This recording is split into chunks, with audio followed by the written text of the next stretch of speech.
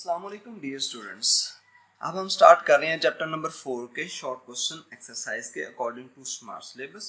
सो हम आज की इस वीडियो के अंदर चैप्टर नंबर 4 का क्वेश्चन नंबर 4.1, 4.2, 4.4, 4.5, 4.7 एंड 4.9 क्वेश्चन जो हैं इनको सॉल्व करेंगे। ठीक है स्टूडेंट्स, इसके बाद नेक्स्ट आने वाली वीडियोस के अंदर इंशाल्लाह मैं आपको पूरे क्वेश्चन जो हैं वो भी सॉल्व करके अगेन सेंड कर दूंगा। Keep watching study news with Sajid Ali. जो स्टूडेंट्स स्टार्ट करते हैं, हमारे पास क्वेश्चन नंबर 1 है 4.1। A person holds a bag of grocery while standing still. कि एक पर्सन जो है वो एक जगह पे रुका हुआ है and talking to a friend, अपने दोस्त से बात कर रहा है और उसने एक ग्रोसरी का बैग उठाया हुआ है। एंड सेकंड केस बताया गया a car is stationary with its engine. के एक कार जो है स्टेशनरी है यानी एक जगह पे स्टिल है, इट्स इंजन रनिंग, लेकिन उसका इंजन जो है वो चल रहा है, यानी कार स्टार्ट है लेकिन उसको हमने गियर में नहीं डाला हुआ, एक जगह पे रुकी हुई है। From the standpoint of work how are these two situations similar, कि ये दोनों सिचुएशंस किस तरह से सिमिलर हैं। अब स्टूडेंट सिमिलैरिटी देखिए दोनों के अंदर क्या है कि हमने कहा कि वाइल पर्सन जो है वो स्टैंडिंग है, इन किस कंडीशन में है, स्टैंडिंग पोजीशन में है। दूसरा देखें तो गाड़ी के बारे में भी क्या कहा गया कि वो भी स्टेशनरी है। दोनों में सिमिलर पॉइंट हमारे पास आ गया कि वो रेस्ट के अंदर है। In both cases work done is zero. अब वर्क डन जीरो क्यों होगा students? As the person and the car both are at rest, दोनों हमारे पास क्या है, पर्सन भी और कार भी रेस्ट में है। So the displacement is zero. जब डिस्प्लेसमेंट जीरो है according to the formula of work done, W is equal to क्या आता है स्टूडेंट्स हमारे पास एफ डॉट डी। उसको मैं मजीद एक्सपेंड करके लिखूं, हमारे पास डॉट प्रोडक्ट लिखेंगे एफ डी कॉस थीटा आ जाएगा। स्टूडेंट जब डिस्प्लेसमेंट ही दोनों का जीरो है, जब वो रेस्ट में है दैट मीन्स कि उनका डिस्प्लेसमेंट क्या है, जीरो है। तो दोनों केसेस में जब डिस्प्लेसमेंट जीरो होगा तो उन दोनों केसेस के अंदर हमारा वर्क डन क्या आ जाएगा, zero. So the work done becomes zero. Student keep in mind जब इस तरह का क्वेश्चन आपके एग्जाम के अंदर आएगा तो उसमें आपने टॉप पे अपना कंक्लूडेड आंसर जो है उसको लिख देना, ताकि एग्जामिनर को पता चल जाए कि बच्चे की अंडरस्टैंडिंग इस क्वेश्चन से रिलेटेड कैसी थी। नेक्स्ट आप उसकी रीजन लाजमी बयान करेंगे। आपको आंसर बताने का 1 नंबर मिलेगा आपकी बुक के अंदर। कपल ऑफ क्वेश्चंस बहुत सारे, आप जितने भी कह लें कि आपको ऑलमोस्ट हर एक्सरसाइज के अंदर स्टूडेंट ऐसे क्वेश्चन मिलेंगे जिनका आंसर सिर्फ यस और नो में होगा, बट उन क्वेश्चंस के साथ रीजनिंग जरूरी है। आपने वजह बतानी है कि इधर आपने वो पर्टिकुलर आंसर ही चूज क्यों किया, उसका जो वाइस वर्सा था उसको आपने चूज क्यों नहीं किया। स्टूडेंट नेक्स्ट हमारे पास है question number 4.2। Calculate the work done in kilo joules in lifting a mass of 10 kilogram at a steady velocity, यानी कंटिन्यूस वेलोसिटी के साथ हमने एक मैस जो है उसको 10 किलोग्राम के मैस को हमने उठाया थ्रू अ वर्टिकल हाइट, यानी वर्टिकल डिस्टेंस हमने उसका कितना कवर किया जी, 10 मीटर का। अब हमसे डिमांड की जा रही है कि आप बताएं कि हमारे पास वर्क डन जो है वो कितना हुआ और किस में बताना है, किलो जॉल्स के अंदर। सो स्टूडेंट पॉइंट यहाँ पे समझने वाला है कि वर्क के लिए हमें फार्मूला हमारे पास है जी, वर्क के लिए एज वी नो कि work is equal to F dot D. हम इसको मजीद लिख सकते हैं जी एफ कॉस थीटा, ठीक है, एफ डी कॉस थीटा।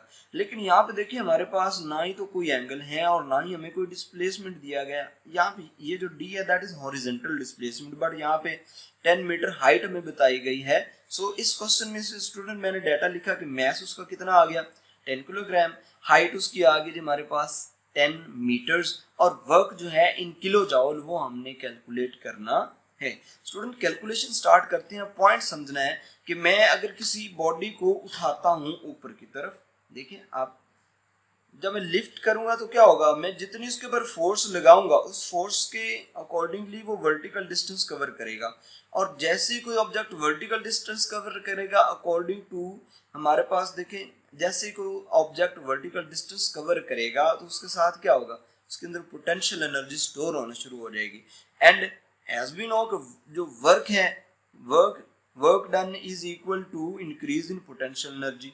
ठीक है, वर्क क्या होता है, ability to do work is called energy. अगर हम एनर्जी की डेफिनेशन देखें क्या है, ability to do work is called energy. तो जितना वर्क हम करते जाएंगे वो उसकी क्या होगी, पोटेंशियल एनर्जी उसके अंदर स्टोर होती जाएगी। सो हम इसलिए कह सकते हैं कि जितना वर्क करेंगे वो इक्वल किसके होगा, उसकी increase in potential energy. Potential energy increase in potential energy है, ठीक है, तो उसमें हमारे पास ये फार्मूला आ गया W is equal to mgh। अब यहाँ पे देखो स्टूडेंट्स, मैस की वैल्यू पुट की, ग्रेविटेशन एक्सेलरेशन की वैल्यू पुट की, हाइट की वैल्यू पुट की मैंने, तो मेरे पास वर्क आ गया 980 joules. But we are asked to calculate the work in kilo joules. तो किलो जॉउल, किलो के हमारे पास होता है 10 रेज़ पावर 3। सो देखिए स्टूडेंट, किलो के लिए मैंने यहाँ पे 1000 से क्या किया जी, मैंने 1000 से डिवाइड कर दिया 980 को, और साथ ही मैंने यहाँ पे किलो का सिंबल लिख दिया। अब ये किलो क्या है, 1000 से मल्टीप्लाई होगा और 1000 से डिवाइड भी हो गया। सो ये किलो जॉउल में हमारा यूनिट आ गया। सो 980 को जब हम डिवाइड करेंगे तो मेरे पास आंसर क्या आ जाएगा, 0.980 किलो जॉउल्स। ठीक है स्टूडेंट्स, ये हमारे पास आ गया work done in kilo joule according to the given data.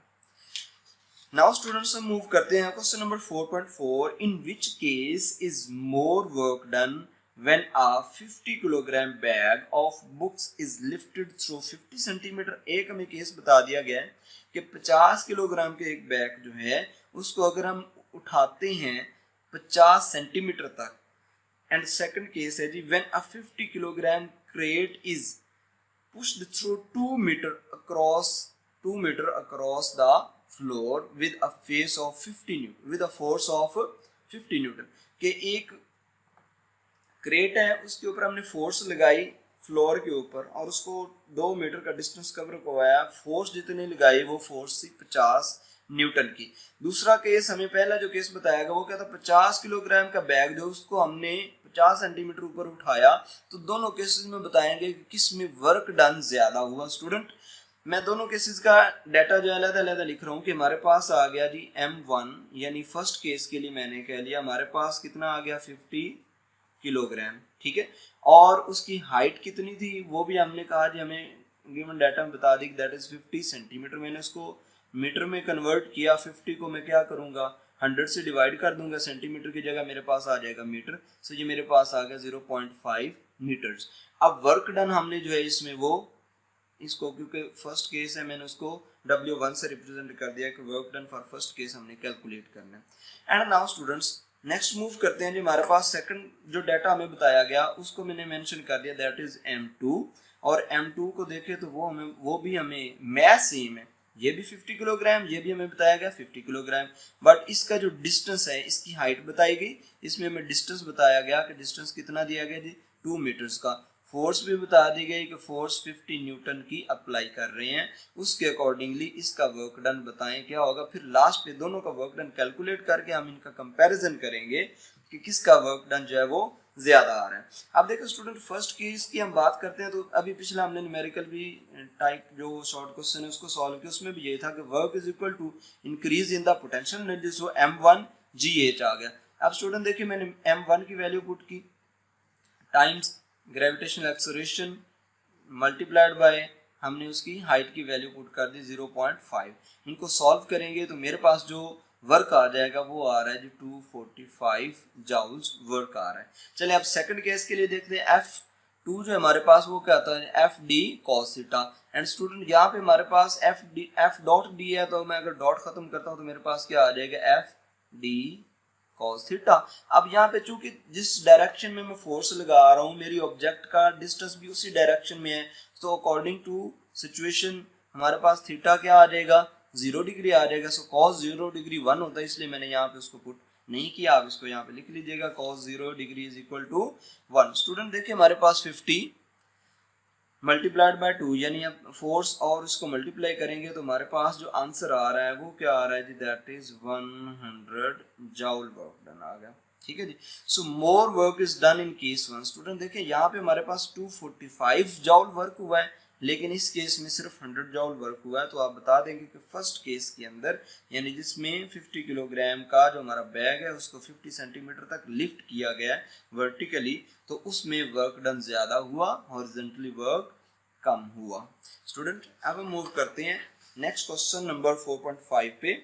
इसमें क्वेश्चन है जी, इसको पहले समझ लेते हैं। An object has 1 जॉल of potential energy, कि एक ऑब्जेक्ट जो है उसके पास सिर्फ 1 जॉल पोटेंशियल एनर्जी है। एक्सप्लेन करें व्हाट डज इट मीन, कि इसका मतलब क्या है कि उसके पास पोटेंशियल एनर्जी है। स्टूडेंट पीछे हम 2 न्यूमेरिकल टाइप शॉर्ट क्वेश्चन में ये चीज अंडरस्टैंड कर चुके हैं कि जितना वर्क डन है वो उसका इंक्रीज इन पोटेंशियल एनर्जी आ रहा था। यानी वर्क डन हमने क्या फार्मूला लिखा था कि work done is equal to potential energy. ठीक है स्टूडेंट, जब वर्क डन पोटेंशियल, तो जितना पोटेंशियल एनर्जी है ऑब्वियसली उतना ही उसके पास क्या होगा, वर्क होगा। अगर 1 जॉल की हमारे पास आ रही है पोटेंशियल एनर्जी तो ऑब्वियसली वर्क भी हमारा कितना होगा, 1 जॉल हो जाएगा। ठीक है, वर्क भी कितना होगा हमारा, 1 जॉल हो जाएगा। यही सिचुएशन अब आपने इसको वर्डिंग में यहाँ पे लिख देना है कि we know that energy is defined as the ability of a body to do work. So an object has 1 joule of potential energy means that the body has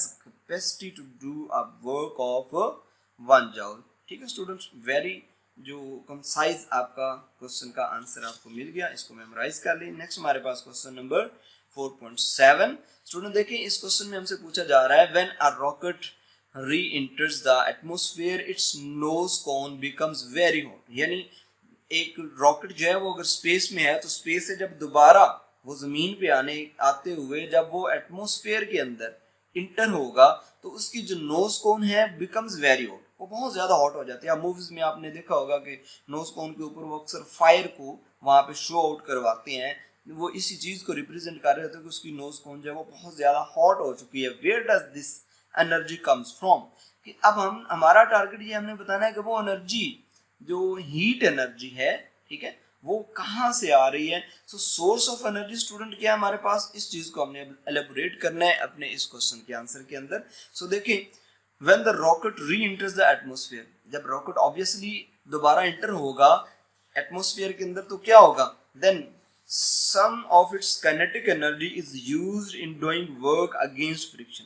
तो अब क्या होगा कि वो हाइट पे है। अब स्टूडेंट हाइट से जब वो डाउनवर्ड अर्थ की तरफ आएगा तो उसकी पोटेंशियल एनर्जी कन्वर्ट होती जाएगी into heat energy, sorry kinetic energy. Potential energy convert होती जाएगी इनटू काइनेटिक एनर्जी। अब उस काइनेटिक एनर्जी का कुछ पोर्शन जो है वो हवा में मौजूद जो मॉलिक्यूल्स हैं उनके अगेंस्ट फ्रिक्शन में यूज होगा, friction with dust particles and air. अब उनके साथ जब फ्रिक्शन होगी तो ऑब्वियसली जहां पे फ्रिक्शन आ रही है वहां पे हीट लाजमी जनरेट होगी विच इज कन्वर्टेड। अब वो हीट जो which is converted into heat, जो फ्रिक्शन है वो कन्वर्ट हो जाएगी into heat. Due to this heat, ठीक है student, due to this heat energy its nose cone becomes very hot.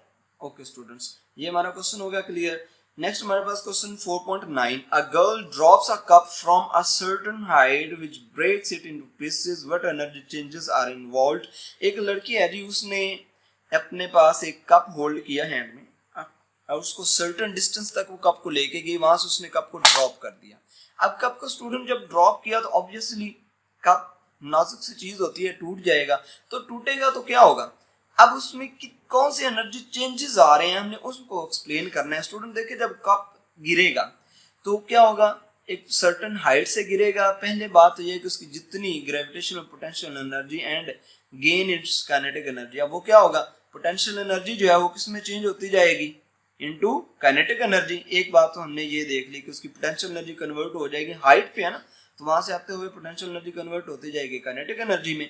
When it strikes the ground, अब जब वो ग्राउंड के साथ स्ट्राइक करेगा वहां पे क्या होगा, जब स्ट्राइक करेगा तो ऑब्वियसली वहां पे 2 चीजों के दरमियान फ्रिक्शन आएगी, तो फ्रिक्शन की वजह से कुछ एनर्जी हीट एनर्जी में कन्वर्ट हो जाएगी। A part of this kinetic energy is used to break the cup. अब ऑब्वियसली काइनेटिक एनर्जी जो है वो उसको कप को तोड़ने के लिए भी वहां पे कुछ एनर्जी जो है वो यूटिलाइज हो जाएगी।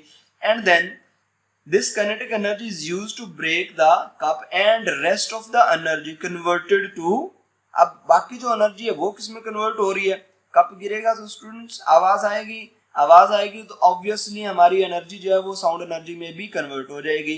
फ्रिक्शन होगी, फ्रिक्शन की वजह से हीट एनर्जी में भी कन्वर्ट हो जाएगी।